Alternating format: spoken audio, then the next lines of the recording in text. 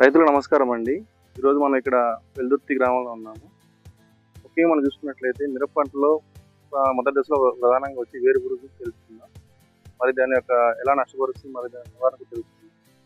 ఈ వేరు పురుగు అనేది ముఖ్యంగా మనకు ఆవుల ఎరువు, అలాగే మనం మేకల ఎరువుని మనం రిబోరెట్ని మనం పంట వేయకుండా మనం ఎలా మన భూమిని చల్లుకుంటామో, ఆ ఎరువులో తేమ శాతం ఎక్కువ మనం సరిగా ఎండబెట్టకుండా తేమ శాతం ఎక్కువ ఉన్నప్పుడు మనం మన పొలంలో వేసుకుంటాం కాబట్టి ఈ వేరుపురుగు సంబంధించిన గుడ్ల దశలు అనేవి ఆ ఎరువుల్లో ఉండడం వలన మన ప్రధాన పంటలో ఈ వేరుపురుగు మనం ముఖ్యంగా వస్తుంది.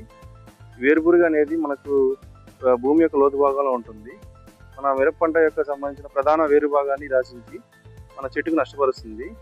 ఈ వేరుపురుగు వచ్చినప్పుడు మన చెట్టు అనేది వడబడిపోయి మన చెట్లని పట్టుకున్న వెంటనే మనకు అది ఊడిచేస్తుంది.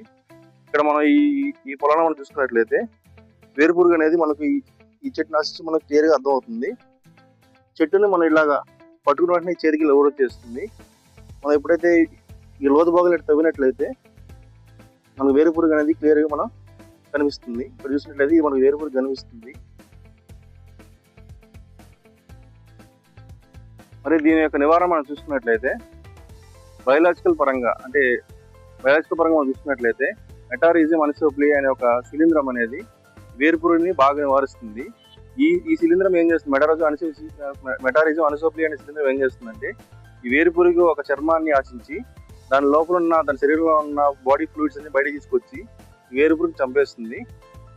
కావున ఈ మెటారిజం అనిసోప్లియా అనే ఈ శిలీంధ్రం అనేది మన ఐపీఎల్ బయలాజికల్స్ వారి కాలిచక్ర అనే ప్రొడక్ట్ లో మనకి మెటారిజం అనిసోప్లియా అనే శిలీంధ్రం దొరుకుతుంది. రైతులు ఈ మెటారిజం అనిసోప్లియా అనే శిలీంధ్రాన్ని మనం డ్రించింగ్ ద్వారా మనం వేసుకోవచ్చు, మళ్ళీ మనం వందుకట్టల్లో ఈ పౌడర్ని కలుపుకోవచ్చు, లేదా డ్రించింగ్ ద్వారా చేయాలన్నా కూడా మనం దీన్ని మన మొక్క మొదల్లో మనం పోసుకోవచ్చు. ఈ వీడియో రైతుకు ఉపయోగపడిన ధన్యవాదాలు.